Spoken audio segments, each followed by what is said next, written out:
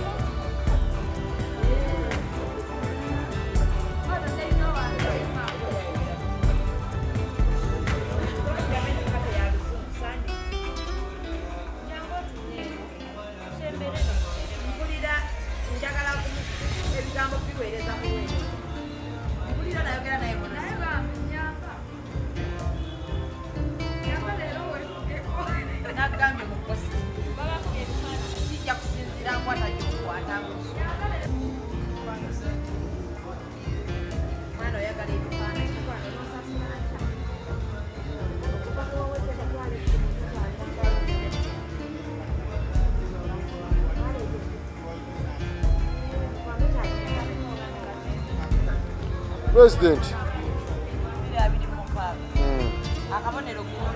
Kana oli mugenyi mukuru ku mukolo. Era mandi badde mu funira ko wali ngano. Twenda nani katoka.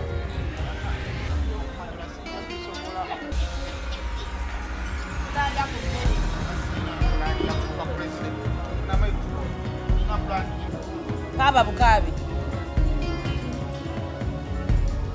Kaba bukabi kiba kikukolera.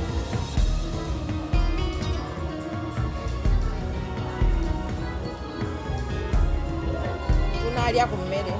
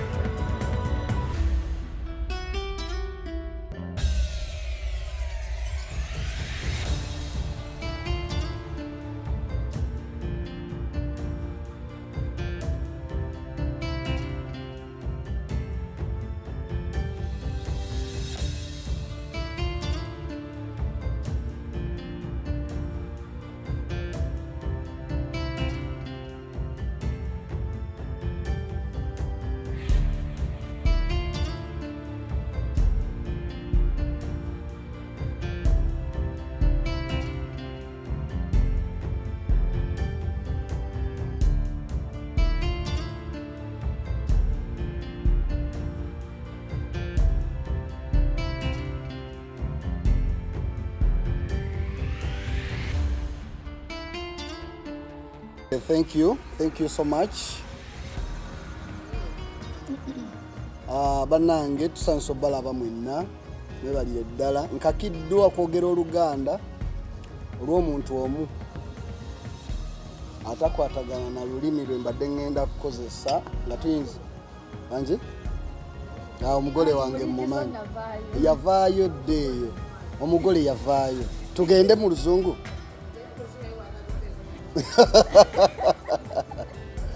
naye nga mwebale kujja mwebalire ddala amanyi nze Ismaish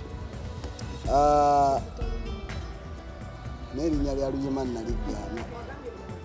naligaana omugole ye mugole mulekeramu ako naye kati gwe simanyi kyoyogeredde awo olunaku olwaleero ziri ennaku z'omwezi 28 naye ng'ennaku z'omwezi 27 maama wa Florence yali muleeba ne maama wange nga batusukuma balinga abaali bakiteesa nti batuzaala omulundi gumu. She's my twin sister. We share the birthday. Olw'embeera eyabaddewo olunaku lw'eggulo abantu bali mu kutawuka badde eno badde eri tetwasobodde kusobola kuba na mukolo bwe guti naye nga ate twali twakyesa mu nteekateeka zaffe nti at least buli deeti eno weetuuka wabeewo ekintu ekiri special ekikolebwa Florence okusingira ddala olw'ebyo byali gye tuli era nga enteekateeka eno ekolebwa abantu be aw'omunda nkakasa nga buli muntu ali wano muntu wa Florence ow'omunda mwebale kwagala Florence Nampijja.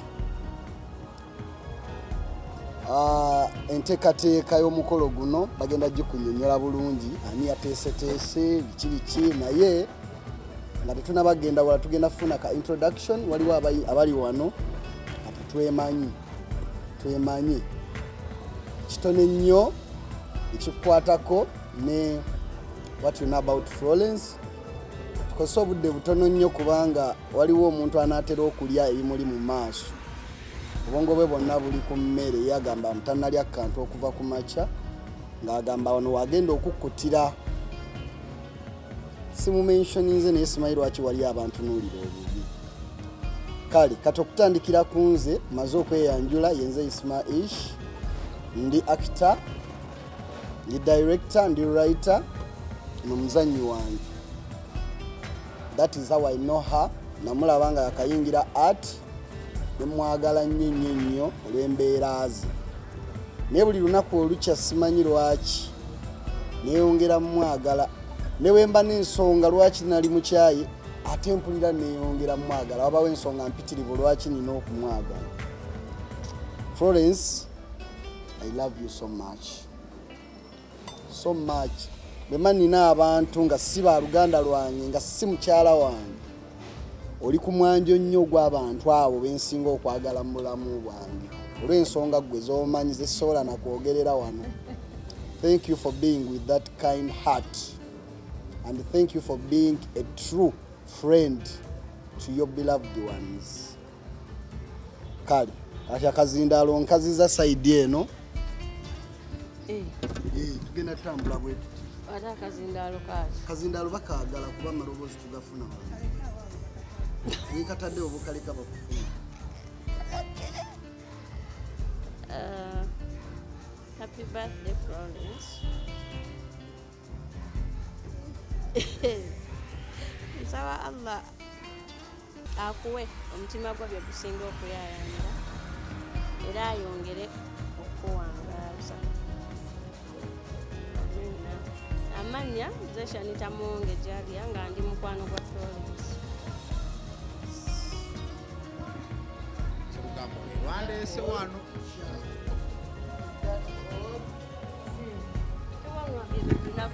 nkuwe n'ebyango byogereredde yogera yadde tugenda ba brief naye at least okay.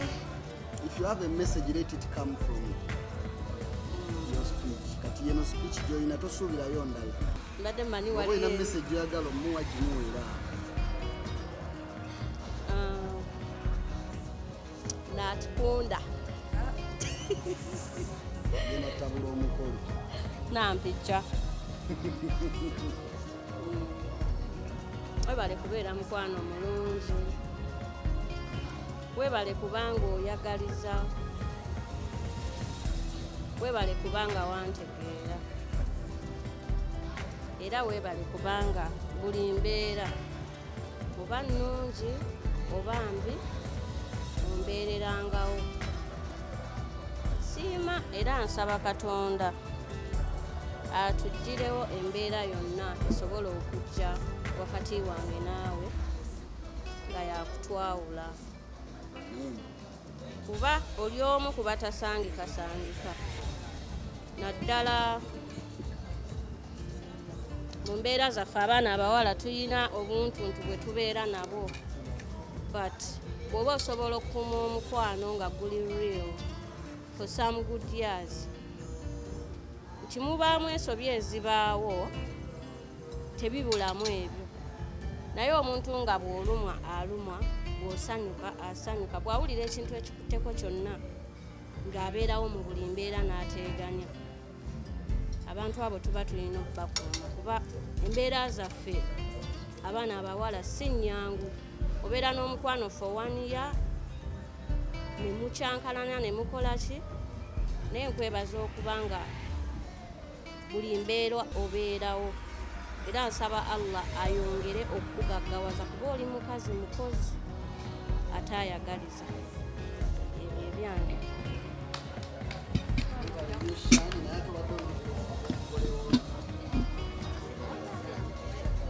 kongereyo nezenga wa mawuzi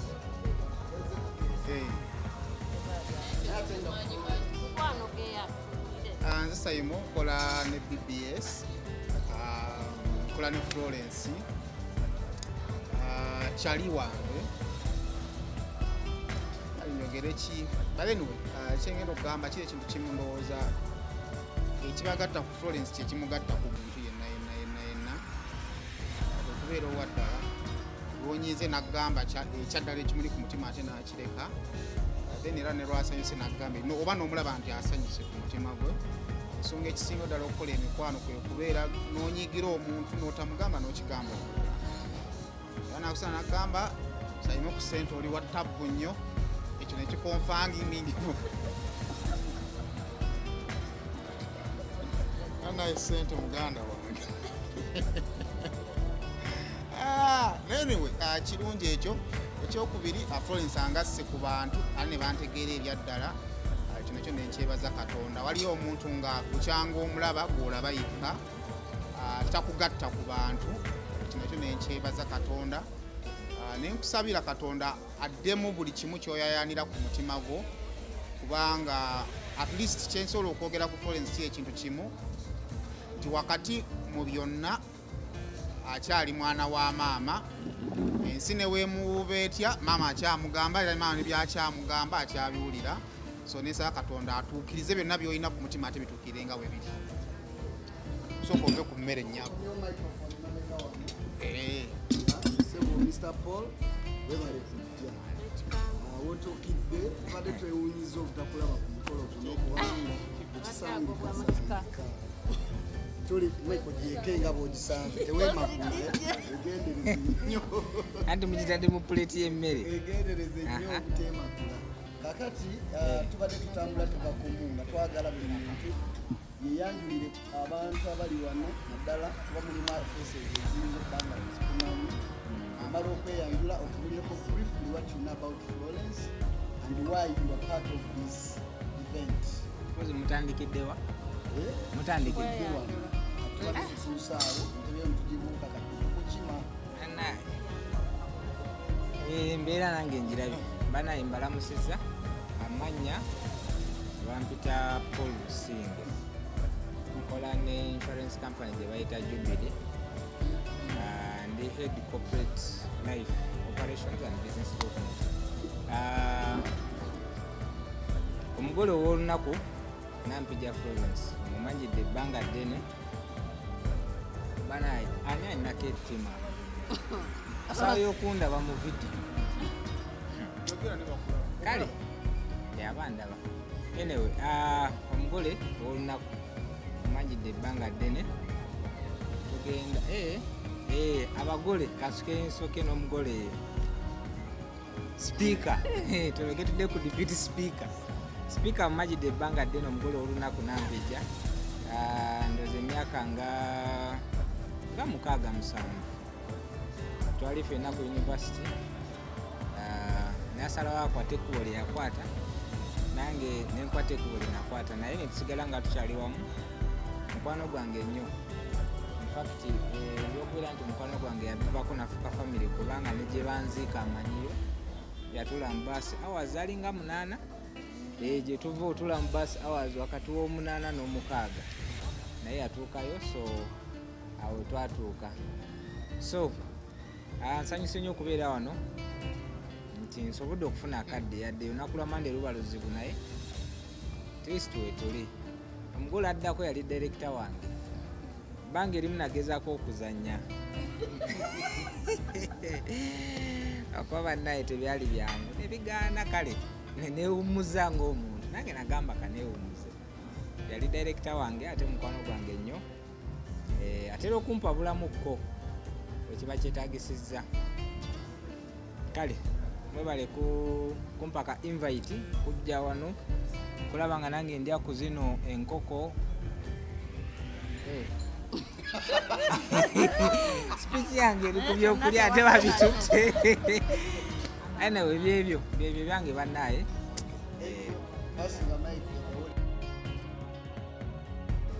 kozi buli babiri kiri omanyi ku mugole munkwate bulungi Dega musibye mutya bannange mwenna mwebale kujja. Happy birthday Florence, happy birthday Ismaish. Abagole bonna mbamanyi. Era mbamanyi. Naye nge Flo mukwano gwange. Era nkwagaliza omwaka guno mukama gwakongeddeko gubeere gwa mirembe. Ofune nnyo gubeere gwa ssanyu. Ofuniremu ezzadde otuwe n'omukolo ezzadde omukolo aleme gukweka oleme gukweka otuyite tujje tukusanyukireko naye mukama akuwe ezzadde akuwe n'ebyosinga okwagala byoyayanira akuume mami nga mulamu akuume abantu boyagala ku lusegerero akwongere ofune akwongere n'omutima omulungi nkwagaliza mirembe ishi happy birthday naawe essanyu love ne care ne blessings ku mwaka omupya mukama gwabongeddeko tulye ku mmera amina bismillah. Happy birthday Flo, kwagala nnyo nze manya bampita atwalire loyi maaso oba yena yoyagadde naye ngaerikola ye maaso maaso nze Florence wano wenyimiridde ndi mu bitiibwa bya mulamu wange nze ndi mulamu we bali proud Florence namumanyira ku mukwano gwange ono Sabira era nga kati ndi omu ku ba designer ba Florence abamwambaza era nga obufaananyi bwemwalabye bwa birthday. Florence nze kyensinga okumwagalako ali real simanyi mu Uganda oba nani kyogedde ntya waddala nedda waddala waba nyiize tajja kukweka waba musanyufu ojja mulanga musanyufu like she's real. Nze kyensinga okumwagalako ng'omuntu era nga olunaku luno nange era sijja kwawukana ku mulamu wange mwagaliza guno omwaka gufunemu obufumbo obutukuvu n'abaana byonna buli kyeyetaaga Katonda kimugabire mu guno omwaka. Happy birthday Florence, kwagala nnyo.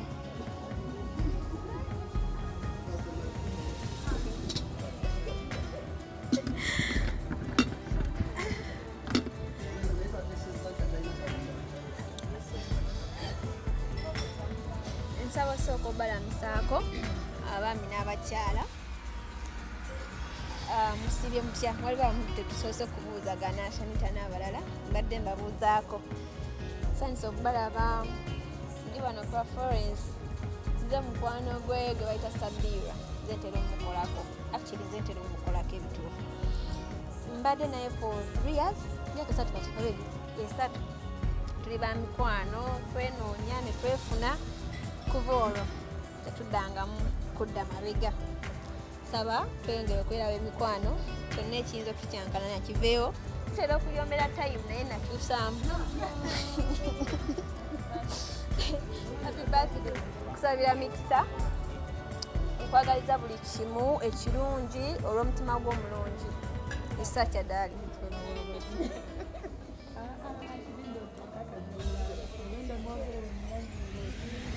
Florence we balituuka ku mazaalibwa nze bampita Brenda Najjemba ndi neighbor wa Florence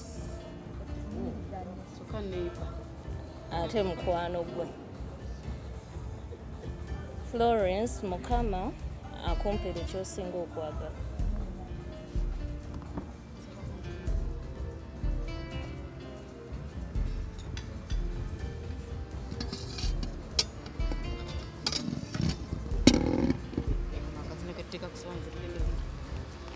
nze bampita Diana nsanyuse mwena obbalaba wano Florence happy birthday you know I love you anti mbadde muwogera